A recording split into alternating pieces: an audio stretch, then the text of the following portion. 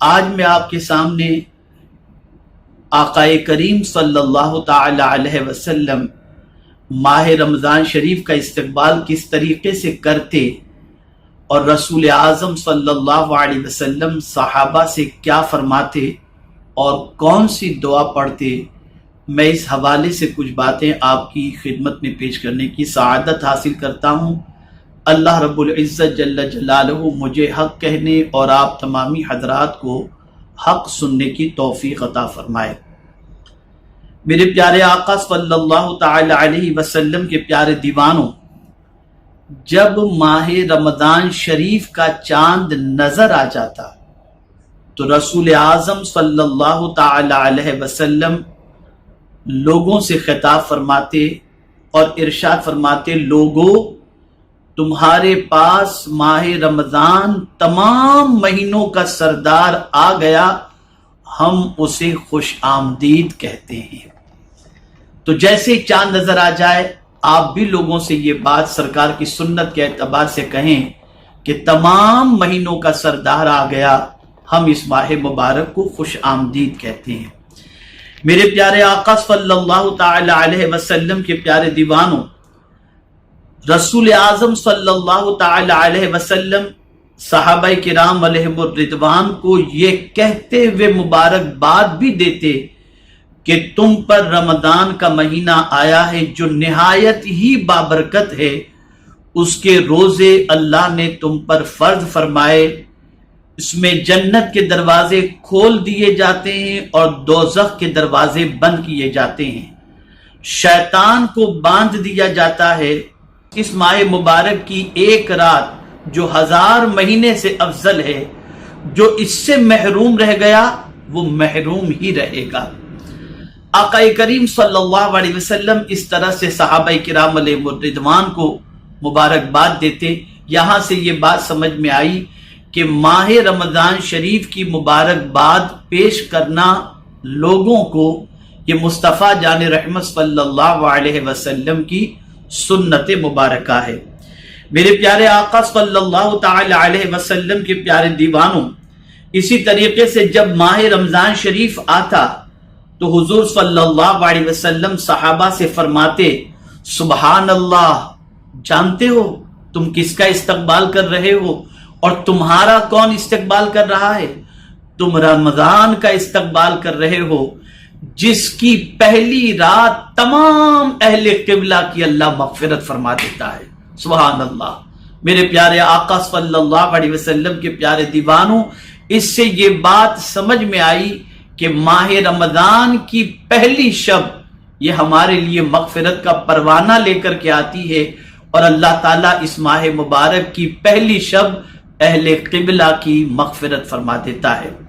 میرے پیارے آقا صلی اللہ تعالی علیہ وسلم کے پیارے دیوانوں، جب ماہ رمضان کا چاند رسول اعظم صلی اللہ تعالی علیہ وسلم دیکھ لیتے تو تاجدار کائنات صلی اللہ علیہ وسلم یہ دعا فرماتے، اللہم سلمنی رمضان وسلم رمضان لی وسلمہ منی۔ میرے پیارے آقا صلی اللہ تعالی علیہ وسلم کے پیارے دیوانوں، آقا کریم صلی اللہ تعالی علیہ وسلم بارگاہ صمدیت کے اندر اس طریقے سے دعا کیا کرتے تھے۔ اسی طریقے سے میرے پیارے آقا صلی اللہ علیہ وسلم کے پیارے دیوانوں، حضور صلی اللہ علیہ وسلم ماہ رجب ہی سے ماہ رمضان شریف کی تیاری اور استقبال میں لگ جاتے۔ اس حد تک آقا کریم صلی اللہ علیہ وسلم کو ماہ رمضان سے محبت تھی، اسی لیے رسول اعظم صلی اللہ علیہ وسلم ماہ رجب میں دعا کرتے، اللہم بارک لنا فی رجب و شعبان وبلغنا رمضان۔ میرے پیارے آقا صلی اللہ تعالی علیہ وسلم کے پیارے دیوانوں، صحابہ کرام علیہم الرضوان اور تابعین کرام علیہم الرضوان کی ماہ رمضان شریف سے متعلق تمنا کیا تھی؟ تو اللہ اکبر، صحابہ اور تابعین کی تمنا یہ تھی کہ 6 مہینے رمضان کے رہیں اور 6 مہینے اس کی قبولیت کی دعا ہم کرتے رہیں۔ اللہ اکبر۔ اس طرح سے صحابہ کرام علیہم الرضوان ماہ رمضان شریف کے حوالے سے اپنی آرزو، اپنے ارمان اور اپنی تمنائیں رکھا کرتے تھے۔ میرے پیارے آقا صلی اللہ تعالی علیہ وسلم کے پیارے دیوانوں، اسی طریقے سے جب ماہ رمضان المبارک کا چاند نظر آتا تو رسول گرامی وقار صلی اللہ علیہ وسلم کا چہرہ فاق ہو جاتا۔ کس وجہ سے؟ تو اے رسول اعظم صلی اللہ تعالی علیہ وسلم کے پیارے دیوانوں، اس وجہ سے کہ ماہ رمضان میں کوئی ایسی بیماری یا کوئی ایسا معاملہ یا کوئی ایسی چیز نہ ہو جائے جس کی وجہ سے اللہ رب العزت جل جلالہ کی بندگی کے اندر کوتاہی واقع ہو جائے۔ اللہ اکبر۔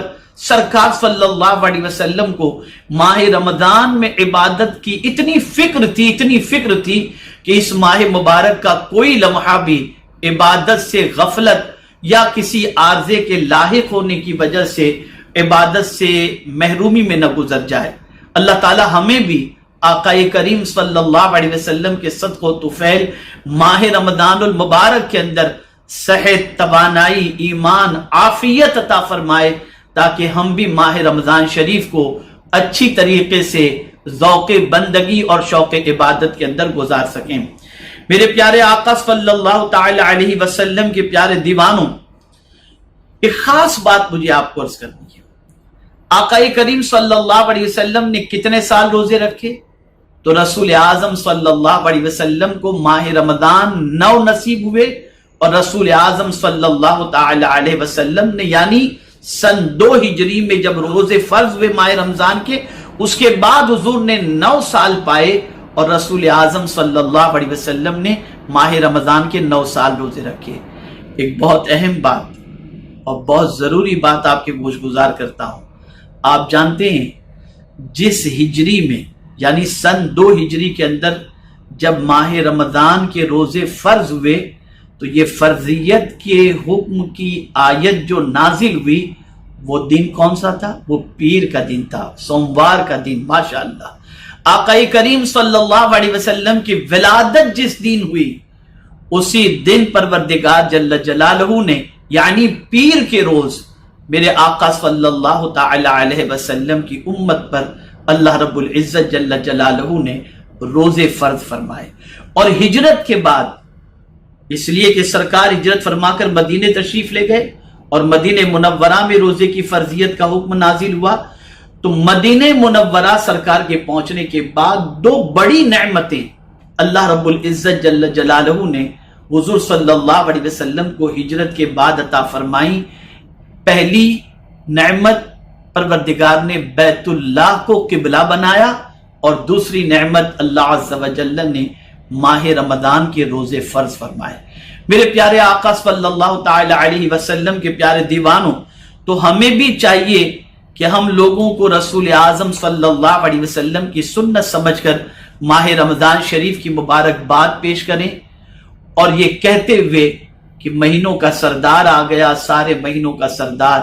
اور اسی طریقے سے رسول اعظم صلی اللہ تعالی علیہ وسلم جو دعا کرتے تھے وہی دعا ہم بھی بارگاہ سمدیت میں کریں۔ تو میرے پیارے آقا صلی اللہ علیہ وسلم کے پیارے دیوانوں، اس طرح سے ہم ماہ رمضان شریف کا استقبال کریں گے اور ماہ رمضان کو خوش آمدید کہیں گے۔ ماہ رمضان ہمیں بھی اپنی برکتوں سے مالا مال فرمائے، اور ماہ رمضان کی برکتوں سے ہم اس طرح سے مالا مال ہوں کہ ہماری ساعتیں، ہماری زندگی کے لمحات ماہ رمضان کے اندر عبادت اور ریاضت میں گزریں۔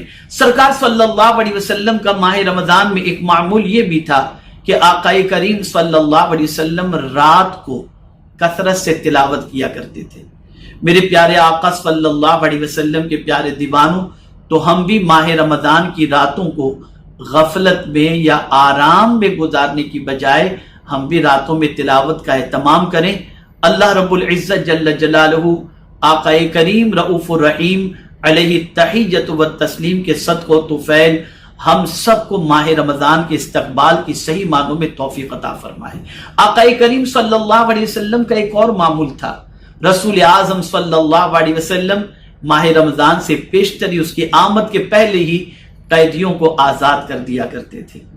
میرے پیارے آقا صلی اللہ تعالی علیہ وسلم کے پیارے دیوانوں، ہم بھی کچھ اس قسم کی کوششیں کریں کہ اگر کوئی ایسا بندہ ہے جو کسی اعتبار سے قرض میں ڈوبا ہے، کسی اور پریشانی میں ڈوبا ہے، ہمارے ماتحت تو کوئی قیدی ہے نہیں کہ ہم قیدیوں کو آزاد کریں، لیکن اگر وہ کسی اور پریشانی کی قید کے اندر ہے تو ہم اس کو اس پریشانی سے نجات دلانے کی کوشش کریں، تاکہ اللہ تعالیٰ آقا کریم صلی اللہ تعالی علیہ وسلم کے صدقہ و طفیل ہم پر بھی کرم کی نظر فرما دے۔ میرے پیارے آقا صلی اللہ علیہ وسلم کے پیارے دیوانوں، تو یہ مختصر باتیں میں نے ماہ رمضان کا استقبال کیسے کریں اس سے متعلق عرض کی۔ مجھے امید ہے کہ اس پر انشاءاللہ عمل کرتے ہوئے ہم اپنی زندگی کے لمحات کو، خاص طور پر ماہ رمضان المبارک کے لمحات کو گزارنے کی کوشش کریں گے۔ اللہ رب العزت جل جلالہ آقا کریم رؤوف الرحیم علیہ التحیۃ والتسلیم کے صدقہ و طفیل مجھے آپ کو سب کو توفیق نصیب فرمائے۔ وما علینا الا البلاغ المبین۔ السلام علیکم ورحمۃ اللہ وبرکاتہ۔